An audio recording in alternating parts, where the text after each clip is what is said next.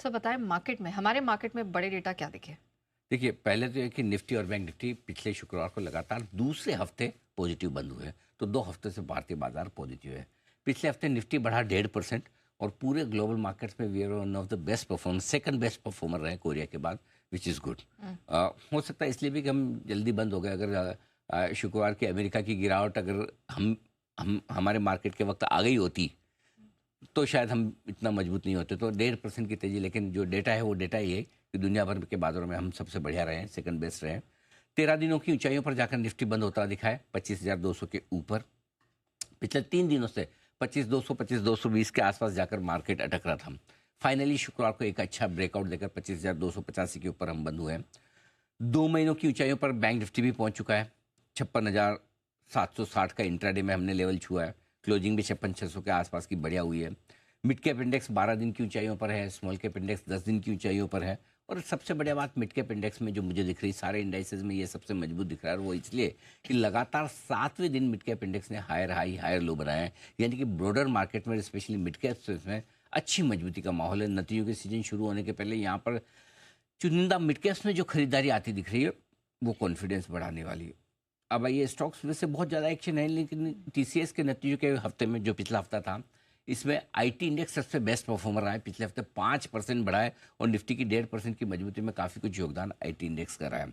रिलायंस लगातार दूसरे दिन मजबूत रहा है, लेकिन पिछले 12 दिनों से रिलायंस, इसके जो 100 दिनों का ईएमए है 1391 के आसपास, वहाँ जाके रुक जाता है, अटक जाता है। वो पार करने में बड़ा पसीना आ रहा है इसको। सो आई थिंक ये रिलायंस आपके लिए जो अभी भी कुछ बड़े लेवल को पार करने में मुश्किल है। और रहा सवाल एचडीएफसी बैंक और आईसीआईसी बैंक का, रेंज में है, टाइम पास करने में ज़्यादा कमज़ोर न ज़्यादा मजबूत। ठीक है सर, उसके बाद एफआईएस डीआईएस इन्होंने क्या कारनामा किया ये बताएं। कुछ खास नहीं कारनामा, लेकिन अभी भी शॉर्ट काटने के मूड में नहीं है, वो साफ दिख रहा है। इंडेक्स फ्यूचर्स पर लॉन्ग पोजीशन 7.5% के आसपास ही है। हाँ, ये ज़रूर है कि कैश मार्केट में लगातार चौथे दिन खरीदारी की और 20 जून के बाद ये पहली बार हुआ है जब एफआईएस लगातार 4 दिनों से खरीद रहे हैं। आंकड़ा छोटा है, 450 करोड़ का, बहुत बड़ा नहीं है। और नेट नेट अगर आप एफआईएस का देखें, कैश, स्टॉक और इंडेक्स फ्यूचर्स मिलाकर, तो 3100 करोड़ के आसपास की खरीदारी, थोड़ी सी ठीक ठाक साइजेबल खरीदारी आई है। रहा सवाल लोकल फंड्स का, तो लगातार 33वें दिन हमारी भी खरीदारी होती दिखी है। आंकड़ा जरूर छोटा हो रहा है। नया पिछले 4 सेशन से लोकल फंड्स खरीद रहे हैं, लेकिन 1000 करोड़ से कम की खरीदारी का आंकड़ा है, तो थोड़ा सा हाथ रोका है। शायद इसलिए कि ज़रूरत नहीं है सपोर्ट देने की बाजार को, और एफआईएस खरीद भी रहे हैं। लेकिन 3 फरवरी 2025 के बाद अब जाकर ऐसा हुआ है कि लगातार 33 दिन लोकल फंड्स की खरीदारी होती दिखी है। अब आइए, 29 मई के बाद पहली बार ऐसा हुआ है कि लगातार 4 दिनों तक, माफ़ कीजिएगा, लगातार 5 दिनों तक एफआईज ने कैश और एफआईज और डीआईज दोनों ने एक साथ खरीदारी की है। ये एक और बड़ा आंकड़ा आपके लिए।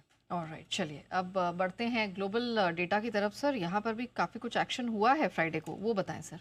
देखिए, एक्शन में नेस्डेक ने, आपको भरोसा नहीं होगा, 820 पॉइंट घटा है, लेकिन घटने के पहले लाइफ हाई बनाकर घटा है। तो एक इंट्राडे में लाइफ हाई फिर से शुक्रवार को बनाया था, और बाकी इंडेक्स भी लाइफ हाई के नज़दीक पहुंचे थे। उसके बाद गई भैंस पानी में, ठीक है। और डाउ, नेस्डेक, एस&पी 500 में अप्रैल के बाद की इंट्राडे की सबसे बड़ी गिरावट हुई है शुक्रवार को। 10 साल की अमेरिकी बॉन्ड यील्ड 3 हफ्तों के निचले स्तरों पर आ गई है, और सोना, चांदी और कॉपर रिकॉर्ड हाई बनाकर वहाँ से जोर से फिसलें, तेज मुनाफा वसूली आई है। सबसे काम की बात हमारे लिए वो है, वो कच्चा तेल 5 महीनों के निचले स्तरों के आसपास पहुंचा है, $63 के आसपास है। ये सबसे बड़ी काम की बात है। ऑलराइट, चलिए ये तो कुछ बड़े डेटा हो गए जो आपके लिए समझना ज़रूरी था, लेकिन अब हमारे